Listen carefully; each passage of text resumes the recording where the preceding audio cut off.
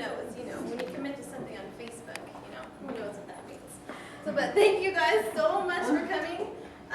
We just wanted to present on the SB277, the mandatory vaccine law that's being passed through by our legislators right now.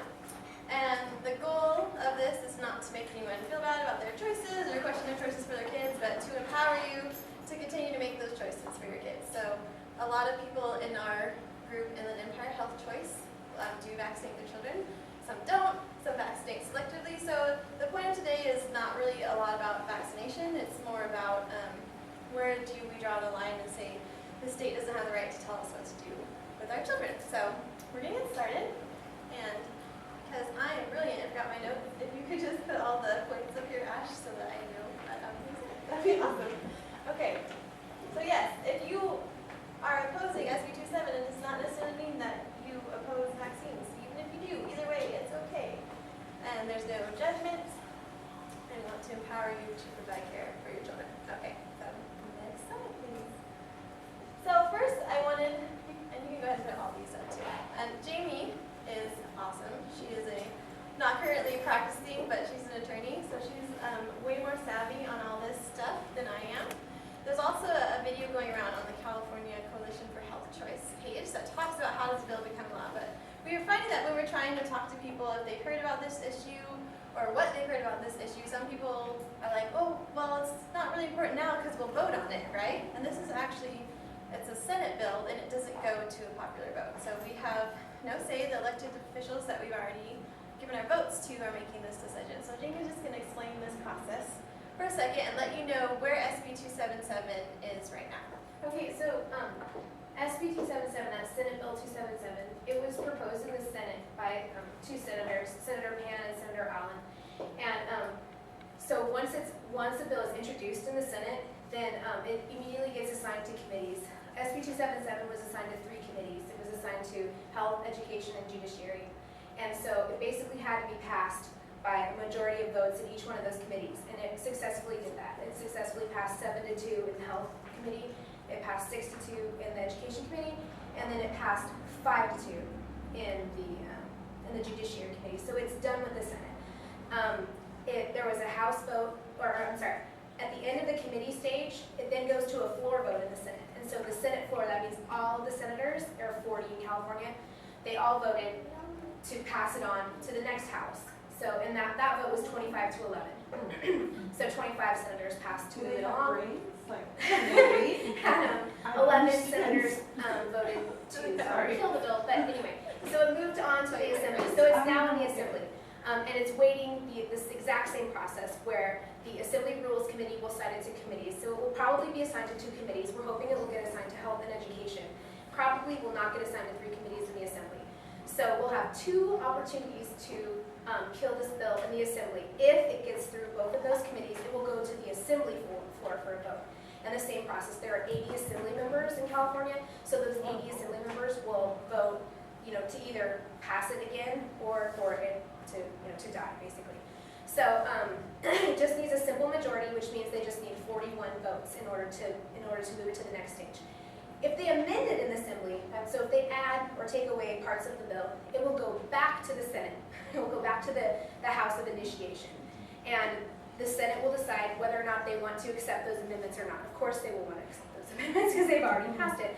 And then it will go, and once they pass, they vote on those amendments, then it will go to the governor's desk for approval. The governor can accept and just sign it into law. The governor can veto it in its entirety, or the governor can make changes, which would be called a line item veto.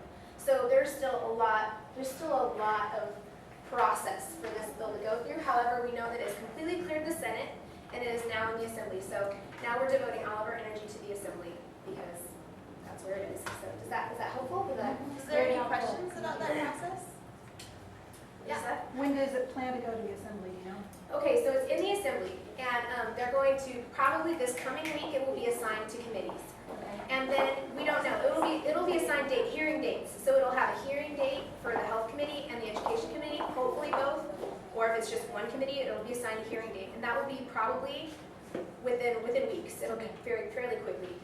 The entire Assembly, I think the Senate as well, the entire legislature.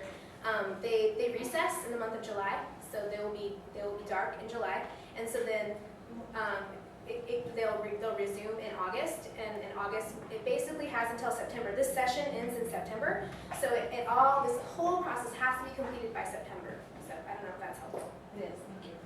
So yeah, so that's why if you have interest in vocalizing your opinion on the issue, it's absolutely crucial that you do it now, because there isn't really time. There's about a month of time Right, to give input. We have the rest of May, the month of June, and then we have August, and then by the time we get to September, it will be what it is. Okay, question. Is this the right time to ask a question? You can ask, yeah, this is the right time to do whatever you want. I'm No, except for anger. No, I have a lot of family and friends that are doing nothing because they think it's gonna pass. So like, I don't know, what do you say to people like that? They think it's going to pass. And They're like, why should I do anything? It's gonna pass. well, I mean, our hope would be that we could get enough groundswell of activity so that, people are taking interest, because the truth is that there's a Democratic supermajority in California, and the Democrats just voted today to, they voted on a resolution at their convention that says that this is now part of their platform. This is now part of the Democratic platform now includes mandatory vaccines. So it's definitely an uphill battle, yes, but I think that if we just sit here and let it happen, I mean, basically I don't understand the idea of like laying down and just letting things happen. I think our voices are being heard. We had a really good opportunity to kill the bill in the Education Committee, in the Senate Education Committee, and there were some really like shady, underhanded political tactics that happened where members were taken off and put on the committee, and it was really ugly, and there were lobbyists there for Merck that were whispering in people's ears. So I mean, I definitely think that we have an opportunity. We definitely have an opportunity in the Assembly Education Committee.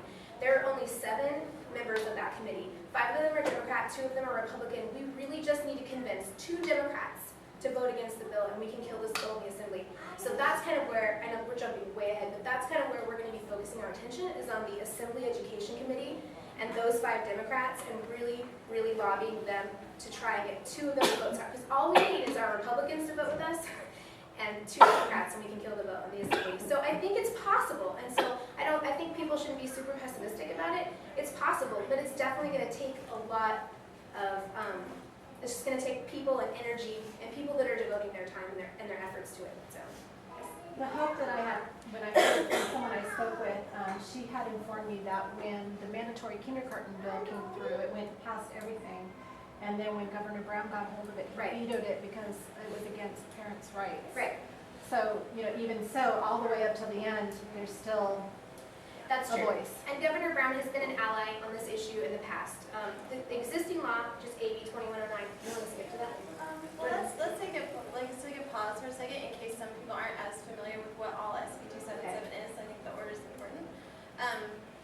But all that to say, people should be involved because numbers matter. So if anyone has a problem with this bill and they're not saying something, that's bad. So if it gets to that point where Governor Brown has to decide if he's going to veto it or not, he needs to see massive amounts of people upset about it. Whether or not your assembly person or your senator chooses to honor your voice and listen doesn't matter, because we need a collective voice. We need it to be loud and noisy. That's how any civil rights movements are accomplished. Even if movements that have happened that maybe people agree or disagree with, that's not my point. But for example, like the gay rights movement, like they passed all these laws prohibiting gay marriage, and there was such an uproar about it, a public outcry, that it has been overturned. So it's imperative that people exercise their voice, and that's what I would say to people. Well, it's going to pass anyway. That's not using the gift of democracy that we have. And so even if these current legislators are ignoring our voice and being paid off or whatever, they're not the final say. We are the final say. There's Supreme Court appeals if we have to take it that far. There's the appeals to the Supreme Court of the United States. So the more people behind the movement, the better. And so that's what I would say to people, is that if you have any concern about this at all, and we'll show you, it's super easy to look up your legislature and send an email of opposition. You don't have to call anyone. You don't have to do anything that's outside of your comfort zone. Your equip all of you with a bit of information that people can cut and paste. Like, it's super easy, just so it's on record that as a large number of people oppose. So. And I would just add that we've gone to meet with legislators, a number of them, and since these hearings have been happening, thousands of parents have been showing up, like to the point where the Capitol is just overwhelmed and they don't even know what to do. I mean, we've been making headlines just right and left because nobody's showing up like this for any other issue. And so we were in a legislator's office just last week, and we were actually meeting with him. He's an assemblyman in Rancho Cucamonga, and he's like, "How are you guys so organized?" And we're like, "Organized, for sure." And he's like, "How are you getting such huge numbers to Sacramento?" He's like, "I can't take the elevator. You know, there's no towels in the bathroom." I know it sounds really stupid, but I mean, he was basically saying, like, you guys, we know who you are. I mean, he opened when he was meeting with us. He opened with, "So I have no idea what SB277 is or what it's about." "Oh wait, yes I do, because I work in Sacramento." And Sacramento has been shut down basically on the occasions when there have been hearings because so many people are going out. So I think it's definitely overly pessimistic to say that our voices aren't being heard, because they are, because people are showing up in the Capitol and they're making their voices heard. And we had close to 1,000 people on record at the Senate Education Committee standing up and saying, "My name is whatever, and I oppose this bill." I mean, just hundreds and hundreds of people. It was 2 hours worth of just people saying, "I disagree with this bill." And so I think we need to just build on that. And what we need really, and this is why Emily and I are doing these sessions, is we need people that make all different choices. Like, it's great for the people who don't vaccinate at all, or people who selectively vaccinate, to be on board with this. We need people who completely agree with vaccines, but think this is a bad law. And so that's who we're trying to reach out to. So if you know people like that, that's who we're really trying to get information to. People who completely agree with vaccination as a concept, but who think that forcing people to vaccinate is a horrible idea. So, Emily. So yeah, we'll go to the next slide, which is just in case, because it's a new group of faces. Oh, sorry. I have all the slides up on the rest of them. So we're gonna, and Jamie will help me with her, her lawyerness, because she's smart. To overview SB277 and exactly what it does. If anyone wants, not everyone would be interested in that, but this is an actual copy of the bill, so that, just for proof that we're not making this up, this is literally what's been written down. The main problems is that there's a move to remove a personal belief exemption and religious exemptions, because in California, those are currently tied together. So it makes it, and we'll talk more about this, but vaccines are already required for kindergarten entrance, but if you have an objection, you're allowed to have a philosophical or personal belief exemption. Some people, and we'll talk about reasons why people might want personal belief exemption in a second. It takes the option of public school completely away from kids to parents who decide that even one dose of vaccines they don't want to give their child. So it makes homeschool or independent study, which they haven't really explained what they mean by that, single-family home the only option for education. And then it also has this really scary or interesting, try not to use alarming words, but this really interesting clause where it says, any vaccine that might be deemed necessary in the future will become part of the mandatory to get into school.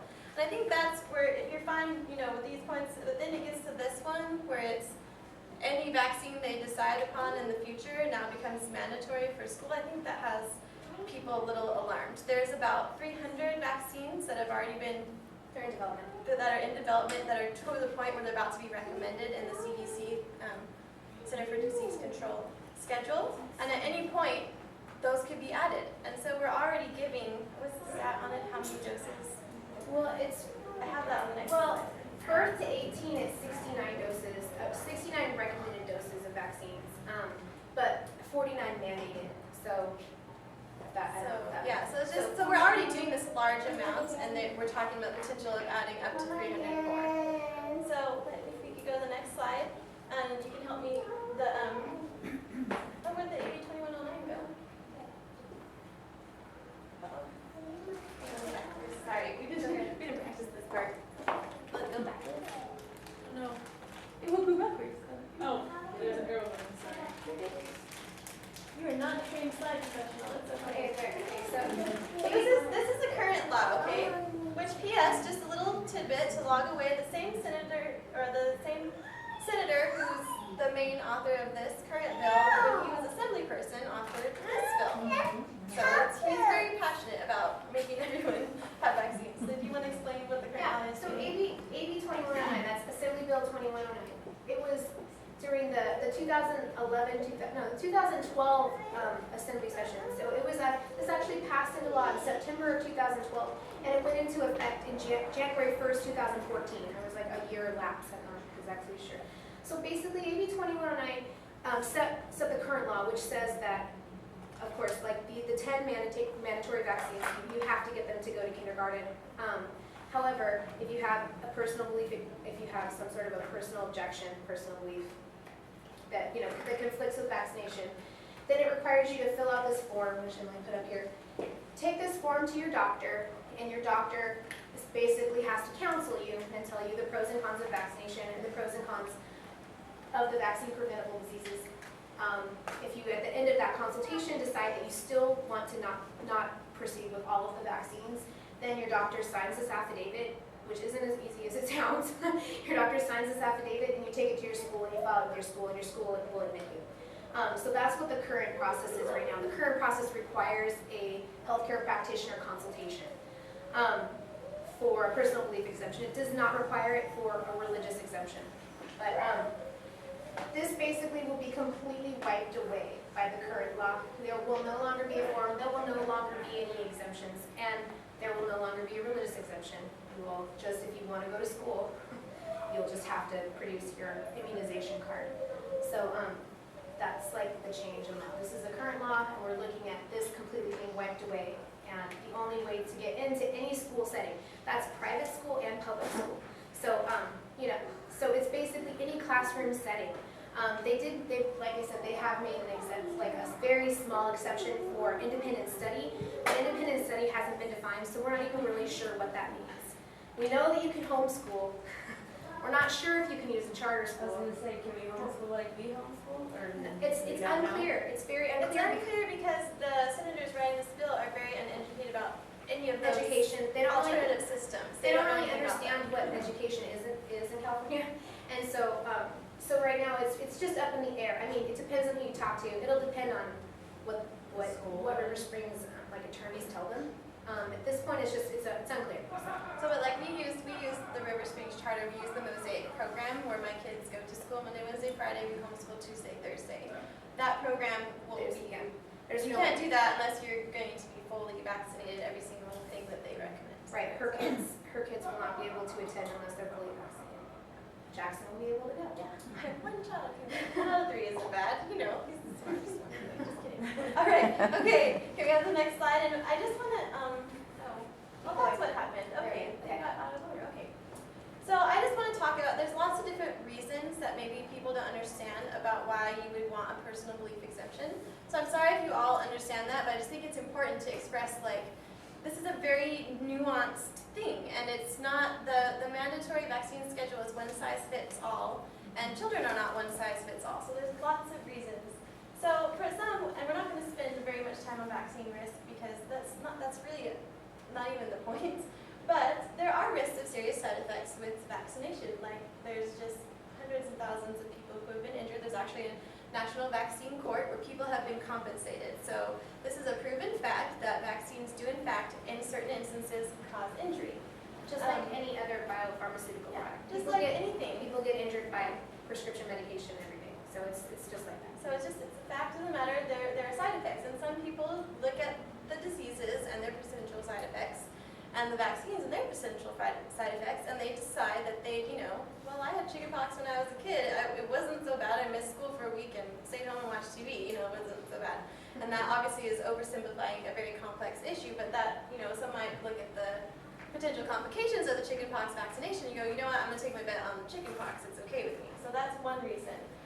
Some people just like to do an alternate schedule where maybe the schedule's too aggressive for them. There's a lot of things we're asked to put into our children's bodies at a very young age. So some people might say, no, we'll get around to that. I don't think it's necessary for them to have, for example, hepatitis B, which is primarily an STD, or you have to interchange bodily fluids somehow.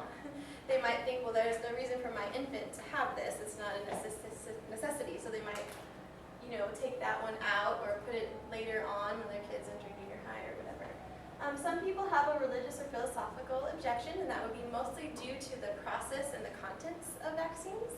So there are some vaccines that are derived using aborted human fetal cells, so people who are very strongly pro-life or their religion requests that they be strongly pro-life, they would have an objection to that. Additionally, so even not even religious people, but someone who's like a hardcore vegan, may object to the use of monkey kidney cells or the porcine or bovine cells that are used to make a lot of the vaccines, or even a lot of them use egg products. So if you're a hardcore vegan, we're asking you to do something that is against your morals, and in this, in America, we tend to frown on that. So it's really strange that we're, now imposing this belief on people and asking them to violate their own religious or strongly held philosophical principles. Also, different vaccines like Hep B or HPV, which is not yet required, but is now being recommended by the CDC. So over time it may become required, but these are not communicable diseases. I mean, you can't cough on someone and give them Hep B. You can't cough on someone. Tetanus, there's tetanus. And tetanus also, thank you. I'm sorry I missed that. So there's some diseases that parents say, well, I don't want the risk of the vaccine complication or putting that extra toxin into my child's body, when, they can't get it that way. Like maybe some people are like, well, I'm okay with MMR because I don't want to bring measles back, but I don't really want these other ones. Also, there's the question of efficacy, like do vaccines work? A lot of times, some might say yes, they do. Other times they don't. Last year, the influenza vaccine, so the flu shot, that everywhere you go, you can't go anywhere without being told you're a bad person for not being a flu shot. The influenza vaccine was 18% effective last year, and it also has one of the highest incidents of serious side effects, including death. So some people might say, I don't think that's really necessary, so no thanks. Or pertussis. 90% of the pediatric cases of pertussis, that's whooping cough, were in vaccinated children last year. So in 90% of the cases that required hospitalization, they were people that had the shot. So some people might say, I don't think that's necessary. I can't necessarily get out of it with a medical exemption, so I'm just going to say I personally object to this nonsense.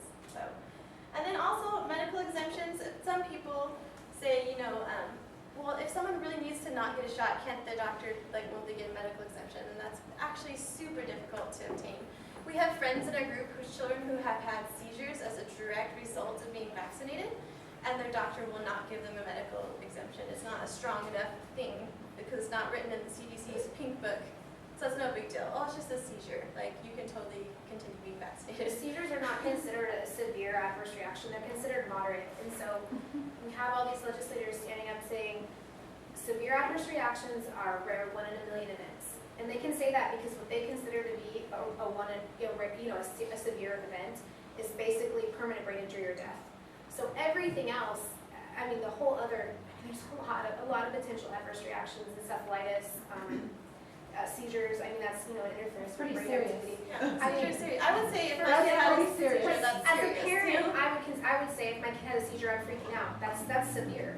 But the CDC disagrees. The CDC says it's a moderate reaction. The parents shouldn't freak out about it. And you can find this, I'm not making this up. This is on the Do they CDC have website. children? Are they If you go to the CDC website and you go, there's actually a CDC page. It's called CDC Vaccine Side Effects. Literally, if you type that into Google, this page will come up.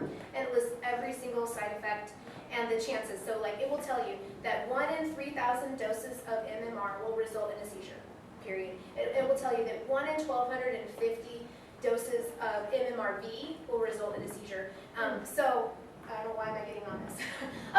We're talking about medical exemptions. It doesn't matter. Those seizures, they don't matter. The CDC doesn't care. The CDC says that's not a contraindication for a vaccine. A seizure isn't a contraindication. So, my child had a seizure from the first chickenpox vaccine. They still are going to be required to get their chickenpox booster at the age of 4 because again, it's not a severe enough reaction. That's why it's nearly impossible to get a medical exemption, because the list of CDC contraindications is so small and so short that we're talking, Emily, why don't you talk about your personal case? Yeah, so for example, I have a child who is allergic to some of the ingredients in vaccines. He also has an overactive immune system, so when he gets sick, he gets really sick, and he's a little crazy because his immune system is overactive. And one thing, for example, that I could put concretely in my discussion with my pediatrician was, well, my child has a severe egg allergy, like it makes him very sick, and I know a lot of the vaccines are derived from egg product, and he just said, oh no, like egg allergy is not a contraindication for vaccines. And I'm like, why? Like that doesn't, I mean that makes, if I can't feed it to him where it processes through his digestive system, and why would it make sense to put a concentrated amount into his bloodstream? It doesn't, you know, I'm not a doctor, but to me those things just don't make sense. Also, a lot of children, especially a lot of special needs children, suffer from metals toxicity, and they actually benefit from, woo, the walls are shaking. They actually benefit from treatments that help them detox from mercury and aluminum and things like that. And so we'd be telling special needs parents who are investing in this treatment that's helping their child that they have to turn around and re-inject these substances into their kids or they can't go to school. So it's just, it doesn't make a lot of sense. And you don't get medical exemptions for any of these things. Right, we said previous reaction, but like for example, you know, Emily has a child that's had you know, an adverse reaction. This is hypothetically, let's say she has her subsequent kids. They would not be able to get any sort of an exemption. And that's one of our friends in our group. Yeah, he personally had a reaction and he can't get a medical exemption for his kids. So it's just this whole idea of they can just get a medical exemption doesn't really happen. So we can go next slide. So I think this is already clear in kind of what we've discussed. This is a list of the various individual rights that this law is imposing on. So we have a fundamental right to education in California. Our California Constitution says every child has the right to a free public education. And this is basically saying only if your child is fully vaccinated and in compliance with the pediatric vaccine schedule. So it's depriving, you know, 2.54% of the school population of their fundamental right to education. But there's a lot of other issues. There's issues with informed consent. There's issues with religious discrimination, like Emily's already talked about. But we can. Yeah, there's also just, you know, it's just another interesting conflict is like if a child has HIV or they're born into a situation where they have hepatitis B or A, we don't know about it. They're protected and they're allowed to attend school, which I think is great. I wouldn't want to preclude a child with HIV, like testing positive for HIV, from public education. But because if I fail to get a vaccination, my child now has the potential of having a disease. They don't actually have the disease just because they didn't get vaccinated. They don't have the same rights as someone who actually has the disease. So that's problematic. And then that's not a point we're hearing a lot discussed on, so we would like to point that out to you so that's something that you can communicate to other people. It's not, it's this, yeah. Can you repeat that? So if a child, so example, like, you know, a child's mother contracts Hep B and she births the baby and the baby is Hep B positive. That child would be protected. There's laws like protecting, like you don't get to know every child's medical history except for when it comes to vaccines. Right, HIPAA protects your individual medical records from public dissemination. So basically, you're protected. Nobody gets to know about that. So whatever you do, it doesn't matter because You're completely protected. So you're exempt. So they can go to school and we would never know, and I don't want to know. You know, like I'm not worried about hepatitis B. I mean, we had an immunologist testify at the health committee hearing who specifically said Hep B is not transmittable in a school environment. It's not. So then we have, you know, senators asking questions like, well, then why is it, like our senator, if you live in Riverside, Senator Ross said, well, then why is Hep B on the mandatory schedule? And no one could give an answer. It was like crickets. Well, because, you know, I mean, maybe kids sometimes like bite each other. It could maybe, you know, I mean, it was like, there was no answer. So, I mean, I'm fine with my kids going to school with somebody that's hepatitis B positive because there's no way that it's going to be transmitted. Anyway, that's But yet they're making us be vaccinated. But if you chose not to get the Hep B vaccine, you would be forbidden to go to be school. excluded. So it's just strange. You know, it's a strange contraindication that we're asking our legislators to think through what they're really saying. So yeah, this is just a point that Jamie, in her fancy lawyer words, taught me, that there's no compelling state interest for this bill. And if you want to explain what that means, I like it. It sounds really good. Because education is a fundamental right in California. In order to deprive anyone in the population of that right, there has to be a compelling state interest that's legal. So there has to be a really, really good reason. And there just isn't at this point. There isn't a crisis. I mean, the measles outbreak is over, and the the existing law, AB 2109, is working. Personal belief exemptions have gone down, just in 1 year, have gone down by 19%. That means 19% less children this year have personal belief exemptions for anything than last school year. So AB 2109 is doing exactly what it was intended to do, which is decrease personal belief exemptions. Now all of a sudden we're, Senator Pan, the author of 277, is jumping in and saying, no, we need it to go down faster. Well, I think a 19% decrease in 1 year is actually quite outstanding.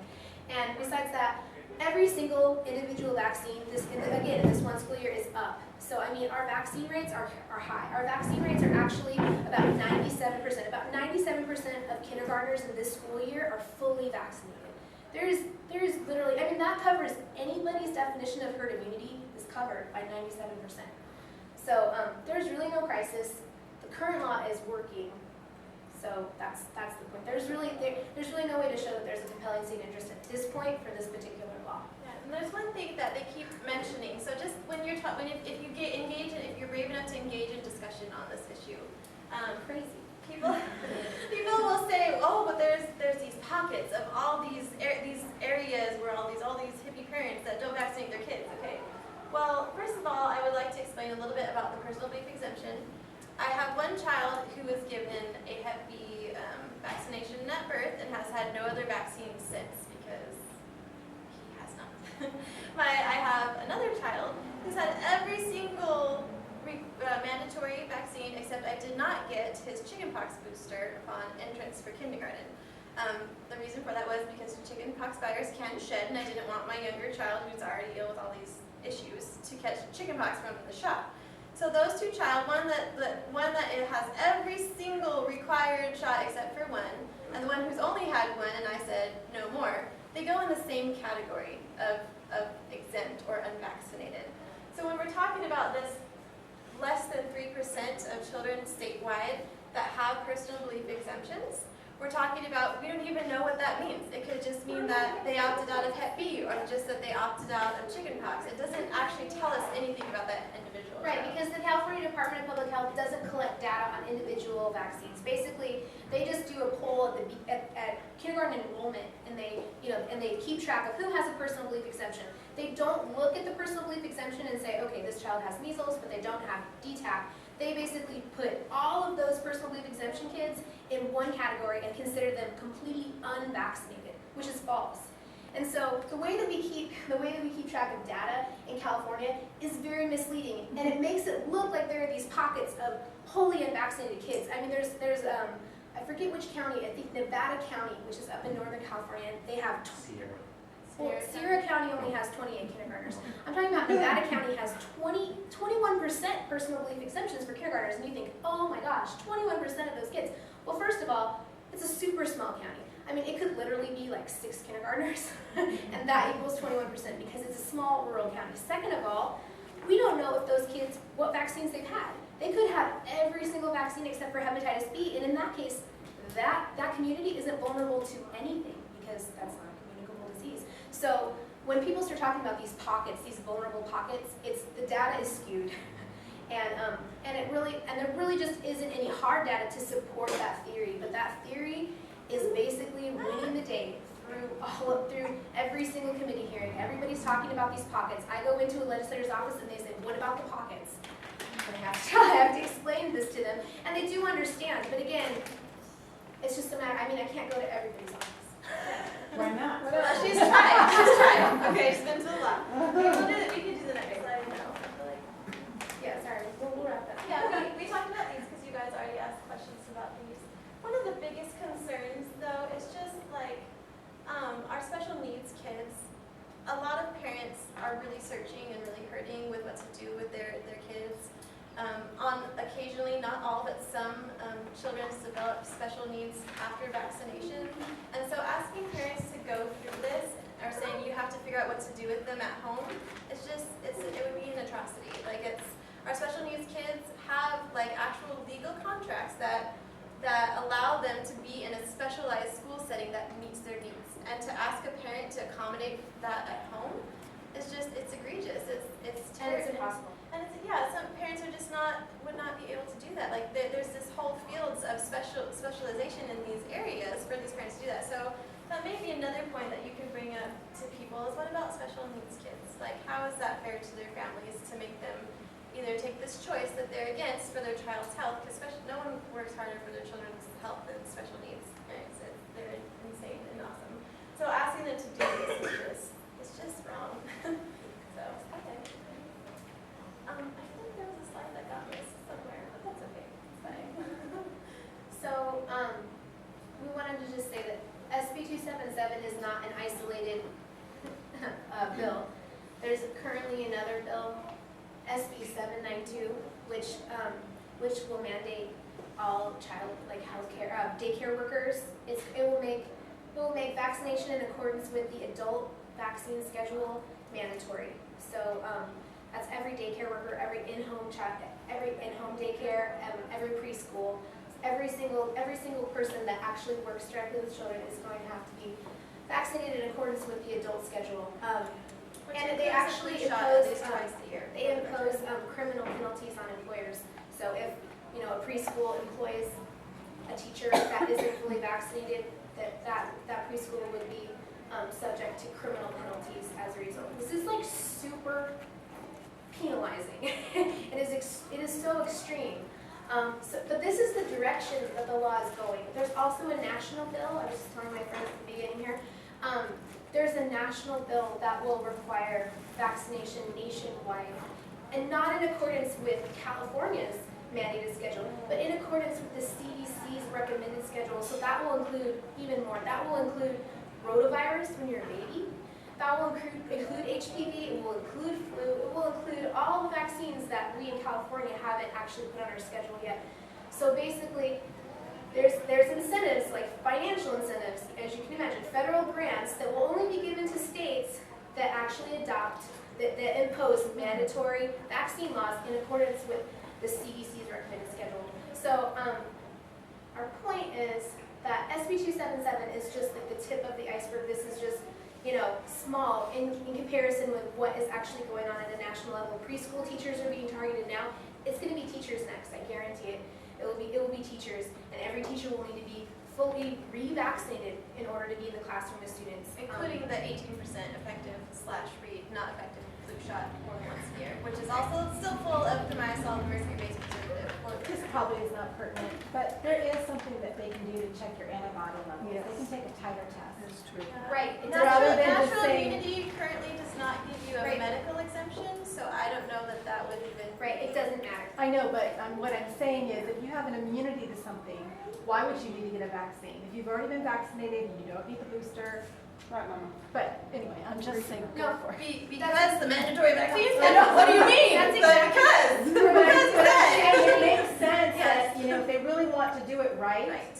they would say, but instead they're harming, they're doing more And I harm. think Right. we don't try to talk about what we suspect, but that is an excellent point. Like, there are other ways we could be looking after public health, which would include educating parents about the titer test. How many people know about that? They offer it in vets' offices for people's pets on a regular basis. So because they don't want to Yes. over-vaccinate your I pet. raised Yeah. all my kids. Yeah, so but they have that for humans. You can be tested to see if you need these vaccines, but they don't do that. They just say you have to do this.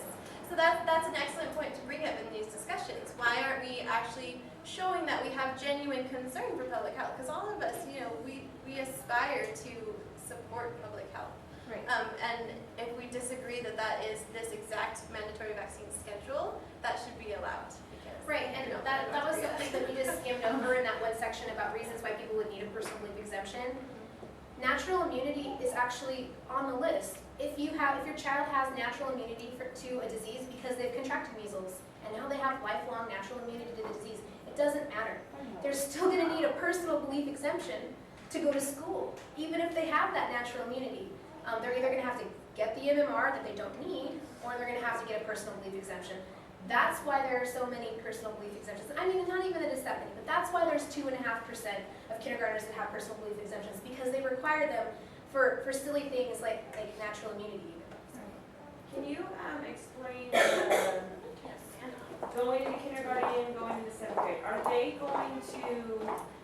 I have a child in kindergarten. I have one in 5th grade. So, if this passes, will I be fine because they're not going to go back and check to see if they've been vaccinated and I just have to wait until Okay. Ava goes into 7th? Ava will absolutely have to get her DTaP, a booster, in 7th To grade. go into She 7th will, grade. yes, because the checkpoints right now, what we know for sure, there are a lot of things we don't know for sure. What we know for sure, the checkpoints are kindergarten and 7th grade. So every kid going into kindergarten is gonna need to be checked. Every kindergarten going into 7th grade is gonna need that DTaP booster. What we don't know at this point, but I think we kind of do, but we don't know for certain, there's been talk about those being the only checkpoints.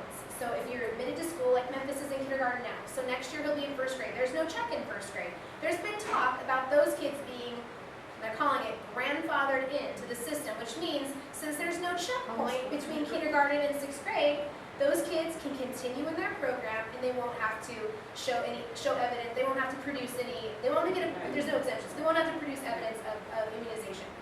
But that's not in the law right now. That was talk at one hearing. And now a lot of parents, I think, have these kind of a false sense of security. Okay, I'm grandfathered in, okay, now I don't need to worry about it. If you look at that law, that is not written in there. So I would absolutely say that's not going to be the law. But that's a good question because it's been the talk. But definitely at 7th grade there's a checkpoint, and definitely at kindergarten. There's no way of avoiding that. And I think it's going to depend on how they decide to enforce this. But they could very easily just go through records, go through all of the kids in the middle, go through those records and just start excluding kids. That law allows them to do that. That law basically gives them carte blanche to exclude any child that doesn't meet the requirements of SB277. Does that answer your question? Yes, thank you. Is that it? Are we okay? So we're done. We're doing the what can you do, but yeah. Oh, okay. But we can totally take questions, like, for the information part, yeah. One thing I wanted to mention, because I've heard, I've been reading online the comments, and a lot of people are hopeful to get religious exemption because they think Governor Brown might want to include that, but that is super restrictive, like even harder to get than the medical thing, and so that's not a hope Well, this is the for problem. me. That's a really good point, and that's a problem. This is something that happened. This is why government is super unreliable in this regard. So AB 2109 went into effect, and there was no religious exemption. They were trying to get rid of the religious exemption, but it got to the governor's desk, and the governor said there has to be a religious exemption. So the governor wrote a signing declaration, which was his line item veto, which his intention was, I want people who have a religious belief that conflicts with vaccines, I want them to have a religious exemption. That's what it said, that their religious beliefs conflict with vaccines. And he directed the Department of Health to write that into the form, that they don't even need to consult with their doctor. They can just have that exemption. That's what he wanted.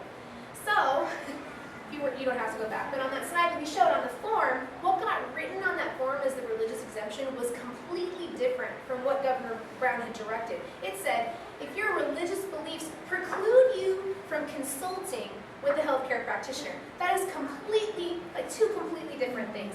So that was an error on the Department of Health, and I think that there's a really good argument that what Governor Brown said is the actual law, and that the form isn't actually binding law. But there's this conflict now of what is the actual law, and we're not even sure what is our religious exemption in California. We don't really even have a good understanding of that. So when we do, if we get to that point, we're definitely going to have to make it very clear to Governor Brown that it has to be the religious exemption that he intended from the beginning, not this kind of BS religious exemption that we ended up with. So that's a really good point, but Yeah. Because otherwise, it has to be like your religion that you're affiliated with officially states that they're anti-medical procedure. It can't just be like, no, I have a strong conviction that I don't want any products that use an aborted fetus in development. That wouldn't be enough. Like your personal belief wouldn't matter. You'd have to say I'm a part of an organized religion that right. mandates this. And that wasn't what Governor Brown's intention was. Governor Brown's intention was very clear. It was religious beliefs, whatever those religious beliefs. He specifically didn't say I'm a member of a religion. He said my religious beliefs conflict with vaccination. That's what we need. That's what we want. And if we're going to talk about things we can do. If we're going to be talking to the governor, we're going to be very clear about that we want that religious exemption, not this watered down one that the Department of Health came up with. So that's a good point, though. Well, and to me, I have friends that are atheists, that want to selectively you know, choose, or even if they're for vaccines, you know, it's just so, I can't even come up with the words. It's just so infuriating that they would even separate religious Yes. exceptions and personal belief exceptions to me. You should be allowed to object, just if you object. I just had a conversation with Micah about my husband at lunch about that, about how I think you need to have a philosophical exemption. I think forget the religious exemption. I shouldn't have to rely on my religion, you know, in order to be exempt from vaccines. I should be able to say my personal healthcare philosophy Yeah, differs from exactly. that, and like that it infuriates me. But I should be able to say that. Why? Because this is the United States, and because I get to make those healthcare decisions for my kids. No one else does. I'm responsible for them. I'm paying for them, you know, to do the things that they do. I'm paying for their education. I'm paying for their health I'm care. raising them. I'm feeding them. I'm Out taking the care of them. nose. I get to make those decisions, and to take that away from me is infuriating. And again, I don't feel like I should have to rely on the religious exemption. I Yeah, should just be able to say my philosophical beliefs are different from what Senator Pan's, you know, medical beliefs are. So anyway, what can you do? So yeah, first of all, if you live in this area, you should be very proud because Senator Roth, who's of the Riverside area, our group went, we met with him, he voted no. He was in the health committee, you guys, as a Democrat, and he voted no. He was one of 2 no votes. So if you're even just starting on this issue, go to his webpage. We'll send all this information on the email list, so that's why please make sure on the email list. And we'll show you. Send him a thank you. And just because numbers matter. Numbers matter. Even if that's all you can get your friends to do that are like, well, it's gonna pass anyway. Thank your senator in this area who voted no. Also, Senator in my area, Senator Leyva also voted no. We went with her staff. We had a desperate phone conference with her aide on this issue, and she voted no. She was on the education committee. So that is good. We want to thank these people who are standing up and saying, no, I see the problems with this. How come you guys didn't see the problems with this? Are you some kind of check? I don't know about, but yeah. Also, contact your assembly member. We will send out the link how to do it, but it is so easy, you guys. You just, even if you're like me, who before this had no idea what all this even was. I was like, I don't know who that is. There's a site, and it's find your legislator, and you type it in, and your legislator pops up, and you can go right to their page, and you can send them an email right there on their page and say, hi, I'm me, this is where I live, I oppose SB277. It's really important if you're a constituent, if you're a voter in their area to do that. So you just go on their website, I'm strongly opposed to this. You can just list a couple bullet points as far as why. But they want to hear from their constituents because these are the people that voted them in, these are the people that can vote them out. They want to hear from constituents. I go to these meetings where I'm not a constituent and I just kind of say, here's all these reasons, but look, here's like 15 of your constituents, and they don't really care what I say, but they care what those 15 constituents say. Because local elections are won and lost by like 100 votes. So they care what those 15 people are saying. So how do I get here? That's another important thing. Like, if your people are saying, oh, well, it's going to pass, it doesn't matter. No, it absolutely at this point matters. Contacting your assembly person is the very least thing you can do if you're concerned at all about this issue. Also, spreading the word. And this is something we say delicately because there's been a lot of noise on this issue. And it's important that there's noise, but more importantly, that there's informative and productive conversation. So if there's different ways, like you can bring it up to someone, you know, maybe you think the special needs route would appeal to some people, or maybe just the idea of personal belief exemptions cover this whole range of kids from missing one shot to having none, like if that would be helpful. So we're asking people to become vocal on this issue, whereas before like a month ago, we didn't think it was any of our business to talk to people about this. If you need information, I can provide you so much information. More than you ever wanted. I can give you outlines, I can give you printouts from websites, I can give you everything you want. If you're part of a mom's group, or if you have coworkers, or you have playgroup buddies that you think you can have a rational conversation about this with, then please do it. We want you to be informed and therefore informed. If there's all these rallies and stuff going on, and that's not my thing, I'm not a huge fan of rallies, but when I've seen the impact that these rallies are having, people pay attention to large groups showing up and saying, hi, we're really nice, we're against this, we brought our kids, yay, and that's getting media attention, and that's very necessary. So if there is a rally in your area, go. They tried to make the one at the Democratic Convention super fun. It was super fun. And then connect with the local group. So you guys are welcome to join us on Facebook. We're Inland Empire Health Choice. And we will add you, and there is daily action plans. There's like up to the second updates because we have all of us really paranoid, over-involved people checking everything all the time and putting updates about what you can do. But you can join, and that's an easy way where you can, let's be honest, you can look at it or you cannot look at it on your Facebook feed. Right. And then when there is a meeting with a local group, you can go. And even if you don't say a word other than, hi, I'm Jen, and I live in such and such area, and I'm a teacher, or I'm a baker, or I'm a small business owner, whatever you are, I'm a stay-at-home mom, and I oppose this bill. Showing up at that meeting and saying that much will impact that staff person or that assembly person. Right. I went to a meeting in Bakersfield on Monday. It was amazing. Bakersfield's amazing. But I went with 7 moms. I'm from Riverside, so I don't count. But I went with 7 moms, and it was amazing. I mean, they all have their own story. That's what's so great, is everybody kind of has a different perspective. I love taking parents. There was a mom there who's like, I had fully vaccinated my 1-year-old and my 2-year-old, but you know what? I want to keep making those choices as I see fit. If I get further along in the process and I decide, hey, I don't feel comfortable with this vaccine, I want to be able to make that choice. I mean, so far that woman literally had nothing to lose from this. All she wanted was to be able to continue making what she felt were the best choices for her kids. And having that woman there who had fully vaccinated kids was so incredibly helpful. And yeah, there were other parents who had, just for the whole gamut. People, most of them selectively vaccinated. I think I was literally the only person there who had vaccinated kids. All the other kids were had some vaccines here and there. And I think the more diverse people, because if you think I don't really have that great of a story, I'm not, blah, blah, blah. No, every single person's story, they listen, they care about their constituents, and that senator ended up, she was one of the 11 that voted no, because I really think it had a lot to do with listening to those 7 moms and what their concerns were, very legitimate concerns. You have to humanize the issue, so that's why it's important that everyone that cares use their voice and speak up. Because it's very easy, the way it's been talked about, it's like, oh no, there's just these few weird people over here that live off the grid and I don't know their problems,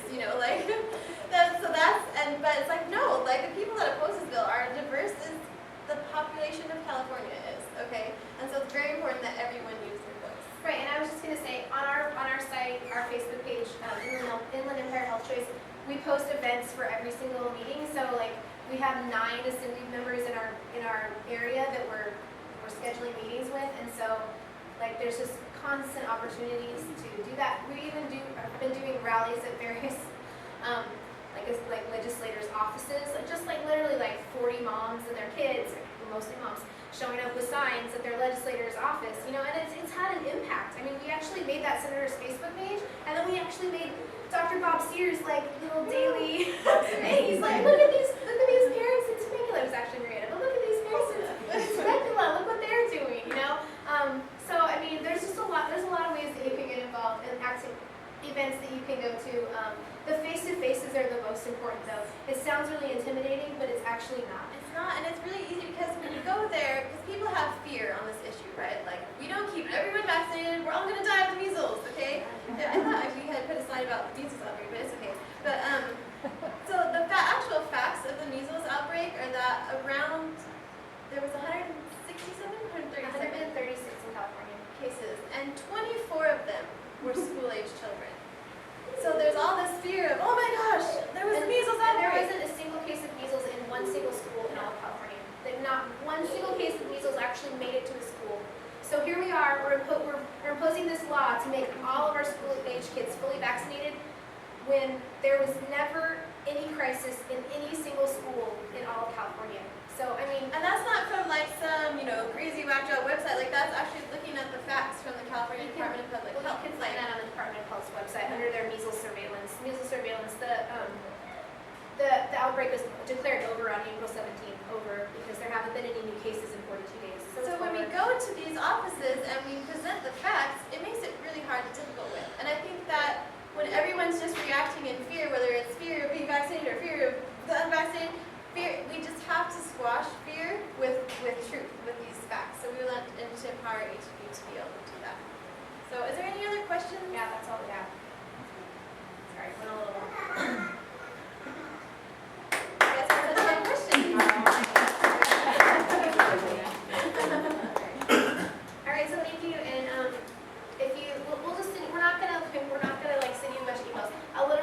one email that will have a fact sheet, just like a one-page fact sheet, and then information about how to get in touch with your legislators, and like kind of like actions, various actions. That's it.